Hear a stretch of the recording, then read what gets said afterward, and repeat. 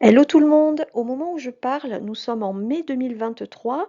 Le SMIC vient d'être augmenté, donc je me suis dit que c'était peut-être un bon prétexte pour vous proposer 6 exercices et un QCM autour de cette thématique du SMIC. Concrètement, un premier exercice va porter sur l'avantage en nature, logement et le respect du SMIC.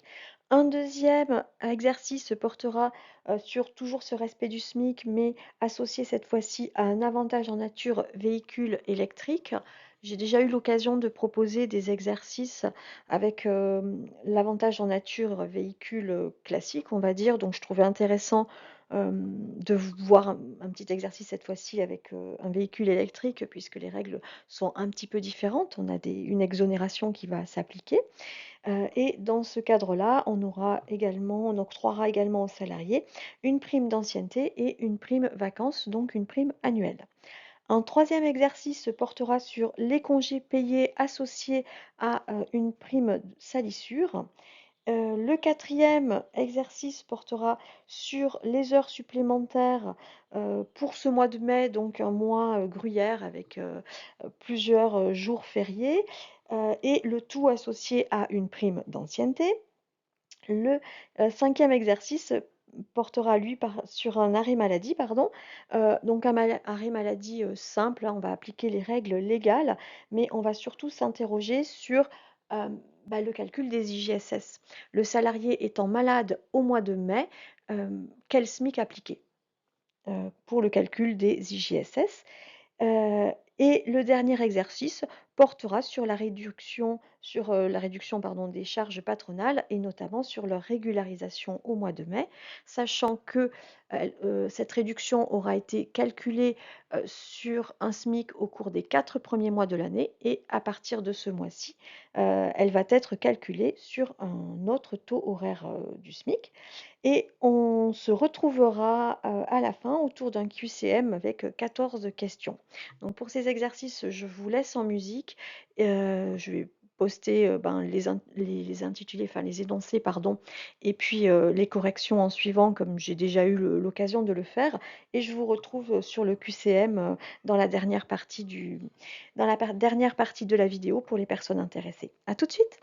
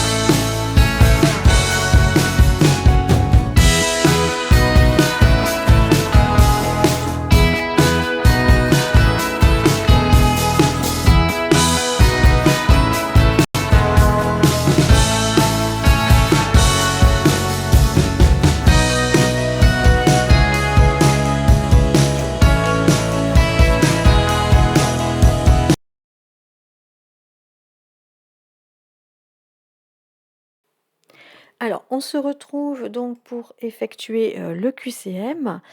Il s'agit d'un QCM de 14 questions qui vont porter sur le respect du SMIC ou qui tournent autour, de cette notion de SMIC.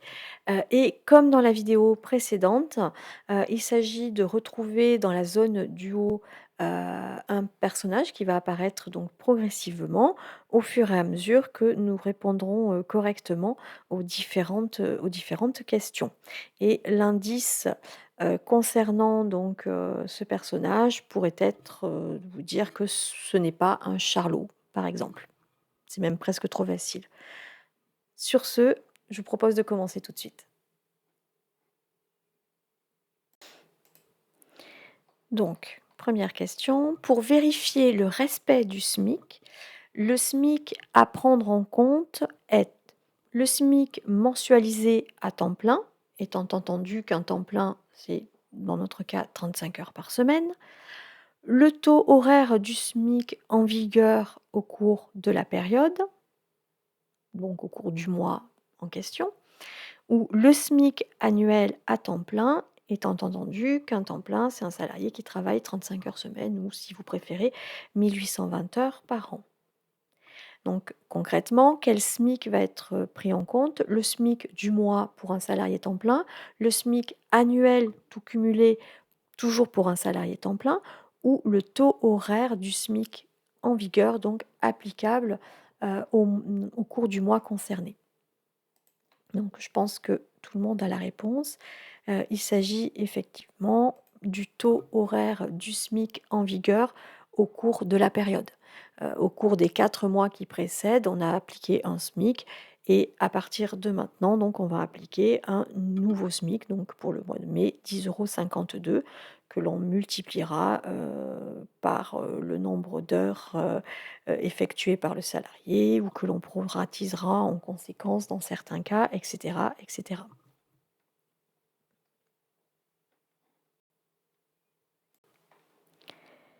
Alors, question oups là, je fais des bêtises. Question suivante. Donc, le SMIC doit être respecté pour tous les salariés, mais il peut être réduit, notamment pour les plus jeunes. Il doit être respecté pour les salariés payés au temps.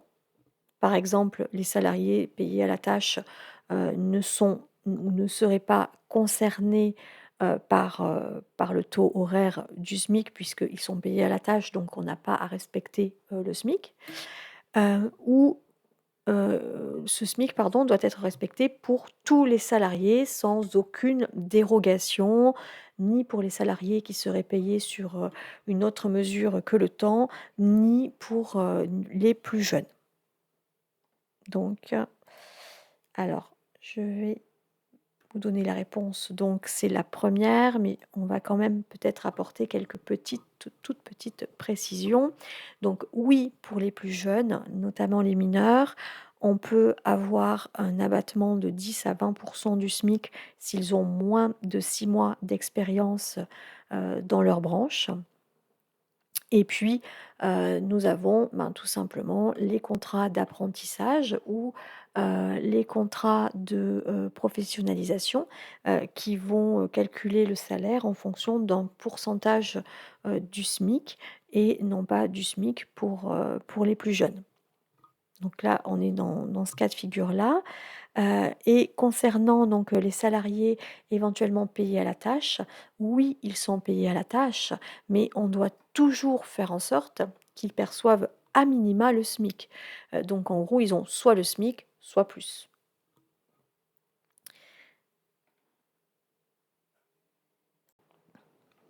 Alors, troisième question. Donc le respect du SMIC va se déterminer à partir du salaire de base, des primes liées au travail et du montant total des primes annuelles le mois de versement.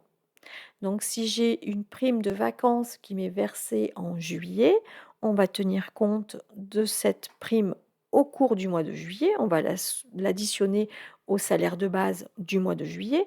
Par contre, pour les mois de juin et les mois d'août et puis tous les autres mois de l'année, on ne tiendra compte que de mon salaire de base. C'est ce qui est dit dans ce premier énoncé.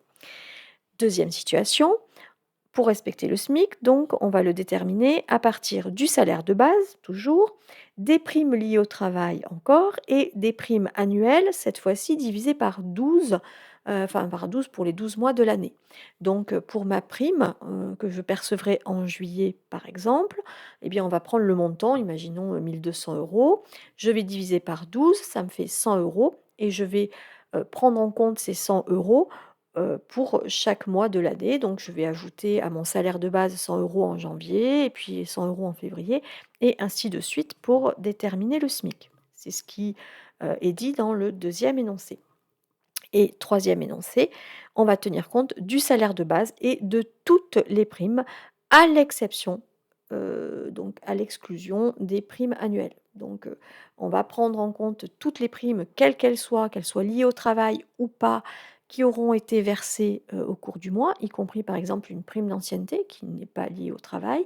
Mais par contre, les primes annuelles, primes vacances ou primes de fin d'année, etc., on n'en tiendra pas compte.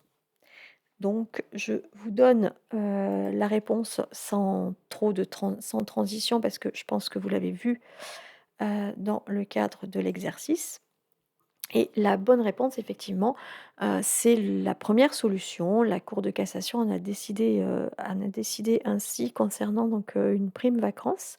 À savoir qu'elle devait être prise en compte, mais uniquement au cours du mois pour lequel elle a été versée. Donc dans l'exercice que l'on avait, c'était une prime de 500 euros qui est versée en mai. On tient compte donc de ces 500 euros au mois de mai, mais en avril, on en fait abstraction, et puis en juin également et tout au cours de tous les autres mois, aussi.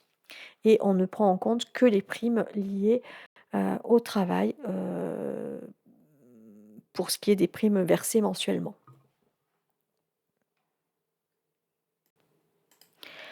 Alors, question suivante qui rejoint, qui est sur la même thématique en fait. Le respect du SMIC se vérifie à partir des rémunérations annuelles. Donc on peut très bien, par exemple, avoir un SMIC qui sera, inférieur au cours du mois de mai. Mais par contre, si en juin, j'ai un salaire qui est supérieur au SMIC mensuel et qu'au final, ben, quand je fais la moyenne, le SMIC est respecté, eh bien, c'est bon. C'est ce qui est dit ici. Ou à partir des rémunérations, trimestrielles et là, la compensation se fait donc au trimestre, donc il va y avoir compensation, mais cette fois-ci, entre uniquement les salaires versés au cours du trimestre. Donc, je peux compenser, février et mars, avoir un salaire inférieur, par exemple, au SMIC, au cours du mois de mars, mais, quand on additionne janvier, février et mars, avoir une moyenne et donc un salaire, supérieur ou égal, au SMIC. Par contre, ben, je pourrais pas compenser, le mois de mars avec le mois d'avril, par exemple. Donc ça se fait au trimestre, mais, on a comme ça un jeu de compensation. Ou à partir des rémunérations mensuelles, donc tous les mois, on vérifie, que le SMIC est bien respecté et on ne peut pas compenser un mois par un autre. On ne peut pas dire: «Ah bah oui, mais attendez, le mois dernier, il a gagné 1 000 € de plus» et que si vous regardez bien, en fait, quand on fait la moyenne sur l'année, c'est bon, le SMIC est respecté. Donc je ne vais pas trop, insister, je pense que vous l'aurez compris, parce que, quelque part, c'est la même question que précédemment, mais formulée, autrement. Oui, le SMIC, doit être vérifié au mois le mois, et on ne peut pas compenser. C'est pas parce que sur un mois, je percevrai plus et ça me permettra au final sur l'année d'avoir le SMIC en moyenne, que mon employeur sera dans les clous et aura respecté les règles. Il faut que tous les mois donc, nous au niveau de la gestion de la paie pour les salariés qui sont un petit peu comme ça, à cheval, bah, qu'on vérifie ce qu'il en est et qu'on fasse en sorte qu'ils perçoivent, au minimum le SMIC, donc en leur versant notamment un complément si nécessaire.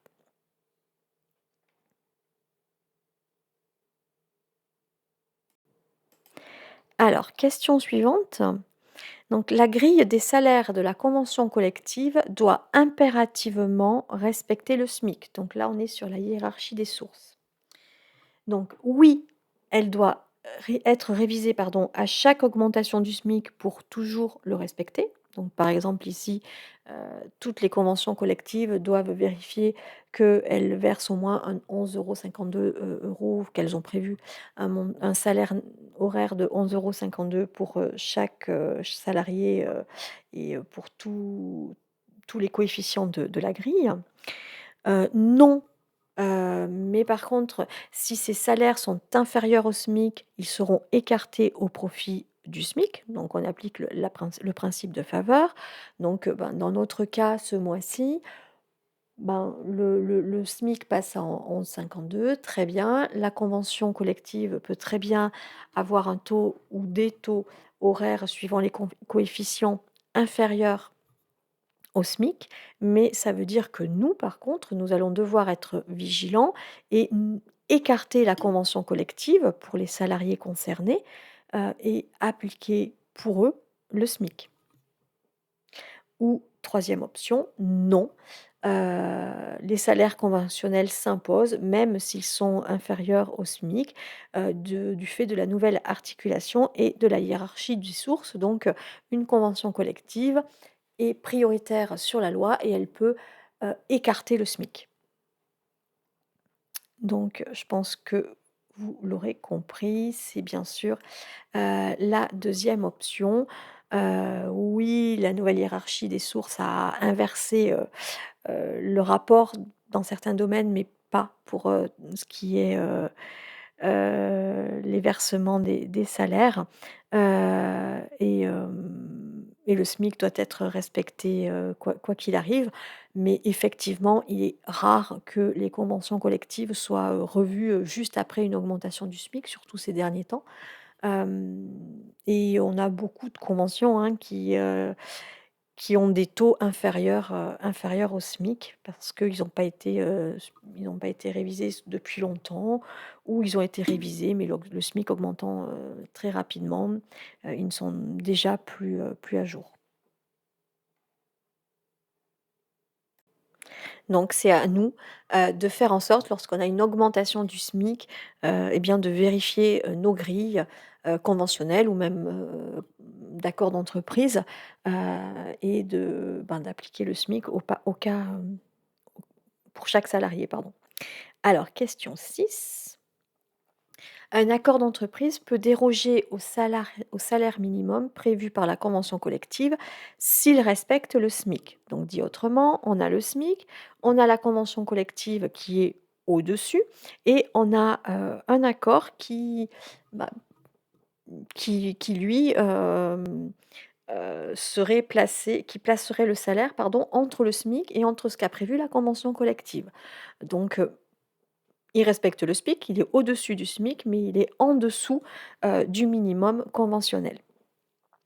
Donc première option, non, la convention collective nationale prime, mais il peut partiellement, modifier, donc l'accord d'entreprise peut partiellement, pardon, modifier la composition du minima conventionnel s'il prévoit des garanties au moins équivalentes. 2, non, l'accord d'entreprise va devoir impérativement respecter les salaires conventionnels. Et troisième option, oui, l'accord d'entreprise prime sur la convention collective. Donc on a 3 options. Un cas où, on va devoir, respecter le minimum conventionnel, mais on va pouvoir revoir l'équilibre, en modifiant certaines primes par exemple, tant que le montant, reste le même. Dans un deuxième cas, on applique de façon stricte ce qui a été prévu, par, la convention collective, et dans le troisième cas, on peut complètement l'écarter. Elle n'est plus, prioritaire sur les accords, et ces derniers, passant devant avec, ben, toujours, hein, la nouvelle, elle date de 2017 maintenant, mais l'inversion de la hiérarchie des sources. Et bien, nous sommes dans le premier cas, de figure, désormais. Donc la convention, mmh, collective prime. On doit toujours, respecter le minima, les minimaux, le le minima conventionnel. Mais par contre, heu, il va être possible effectivement de modifier, la répartition de certaines primes, remplacer un élément par un autre, prime prévue par la convention collective, hein. Le principal étant de faire en sorte que le salarié, ait des garanties donc au moins équivalentes, à ce qu'avait prévu la convention collective. Donc désormais, les entreprises, heu, ont des possibilités de négocier des accords et ont des marges de manœuvre qui n'existaient pas auparavant.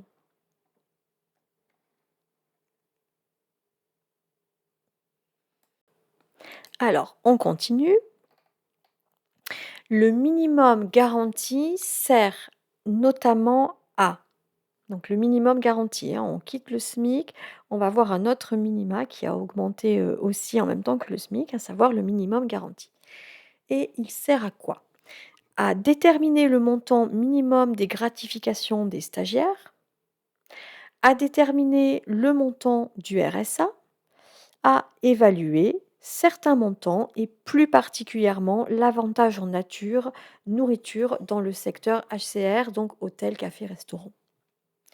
Là, je vous le dis, hop, c'est la troisième option. Le minimum garanti va servir à déterminer donc, l'avantage en nature, nourriture ou repas si vous préférez, notamment, dans les hôtels, cafés, restaurants et essentiellement dans ce secteur.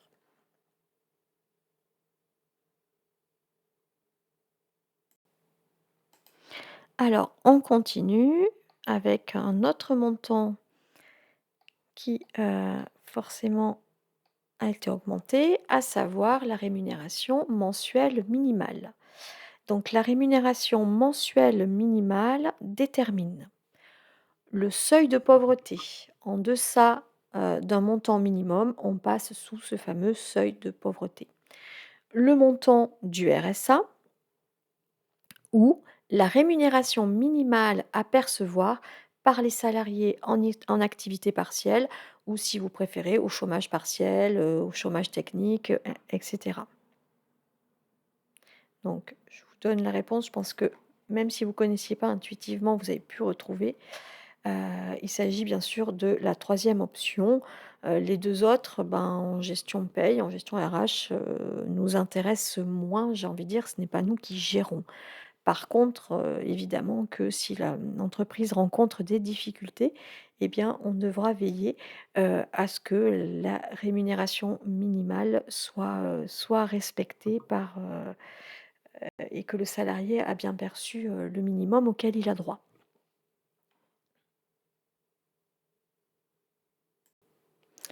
Alors, question suivante, donc question 9. Le taux horaire du SMIC au 1er mai 2023 est de, je l'ai dit 50 fois, donc théoriquement vous le savez, 11,27, 11,52, 11,63 et on est d'accord que 11,27 c'était, le taux horaire applicable du 1er janvier au 30 avril et 11,52 est le nouveau taux et 11,63, je l'ai inventé. Alors, on continue. Alors, on continue. Question 10. Le minimum garanti au 1er mai 2023 est de, alors là, c'est plus dur, 4,10 €, 4,05 €, 4,01 €. Donc là, je vous donne la réponse. Et c'est pas très grave si vous ne vous en souvenez pas par cœur. Mais il est de 4,10 €. Donc dans les HCR, l'avantage en nature repas, sera évalué à 4,10 €.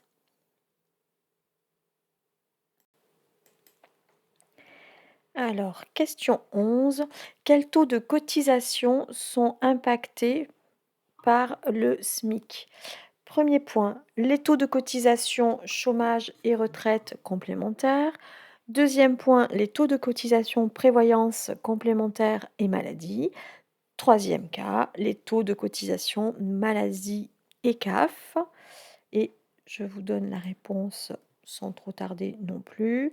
C'est bien sûr le troisième cas, hein. Vous vous souvenez que le taux de cotisation maladie sera de 7 ou de 13% suivant que le salaire est supérieur ou inférieur à 2,5 SMIC. Et pour la CAF, eh bien, on aura un taux à 5,25 ou 3,45 suivant toujours que le salaire pardon, sera supérieur ou égal à 3,5 SMIC cette fois-ci et non pas 2,5.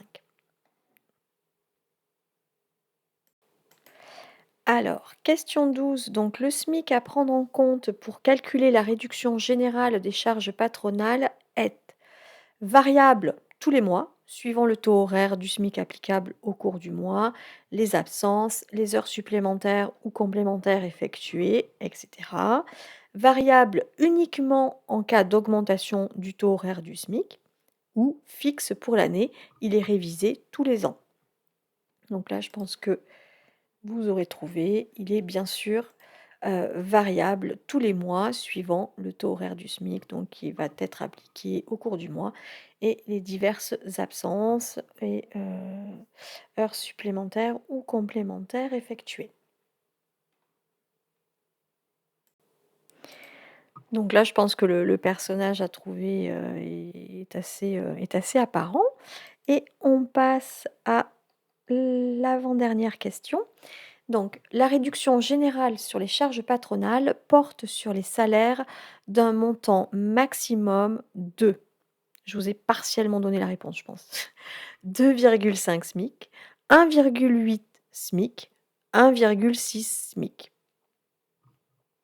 Donc, vous l'aurez retrouvé, c'est effectivement 1,6 SMIC. 2,5 SMIC concerne donc le taux de cotisation maladie et 1,8 les IJSS.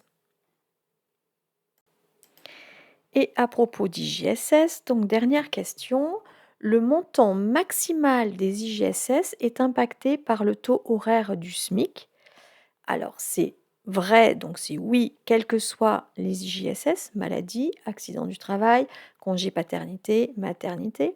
Ce n'est vrai que pour les IJSS maladie et c'est vrai pour les IJSS maladie ou accident du travail. Et la réponse, bien sûr, était le numéro 2. Effectivement, seuls les IJSS maladies sont impactés par le SMIC puisque on va les calculer avec un maximum équivalent qui sera de 1,8 SMIC comme on a pu le faire dans l'exercice afférent et qui porte sur les 3 mois qui précèdent. Et donc le SMIC applicable pour le calcul des IGSS au mois de mai, ben, c'était celui d'avril, puisque, puisque la règle est déterminée ainsi. Donc dans le cadre de tous ces petits QCM, le but, c'était pas tellement de conserver en mémoire les réponses, mais plus de faire un petit tour d'horizon et de se souvenir, de se rappeler de tous les éléments en paye, en RH, qui vont être impactés par ce SMIC. C'est pas seulement le taux horaire du SMIC qui bouge, mais on est à chaque changement, à chaque évolution du SMIC, amené à effectuer diverses vérifications et à mettre à jour divers taux, que ce soit au niveau des cotisations, au niveau donc des arrêts maladie, et au niveau bien sûr du respect du SMIC pour les salaires. Alors, je m'aperçois que j'ai complètement oublié de revenir sur le personnage à découvrir. Donc, il s'agissait évidemment hein, de Charlie Chaplin. Et sur ce, je pense que je vais pouvoir déposer sous format PDF les différents exercices dans l'espace membre si vous souhaitez. Pour le QCM, je vais le laisser au format Excel parce que objectivement, je vois pas comment procéder autrement. Et puis, ben, ça permet de le faire ou de le refaire tranquillement. Mais c'est peut-être plus sympa, plus intéressant que via la vidéo. Sur ce, je vous remercie encore une fois pour votre attention et je vous dis à très vite. Au revoir.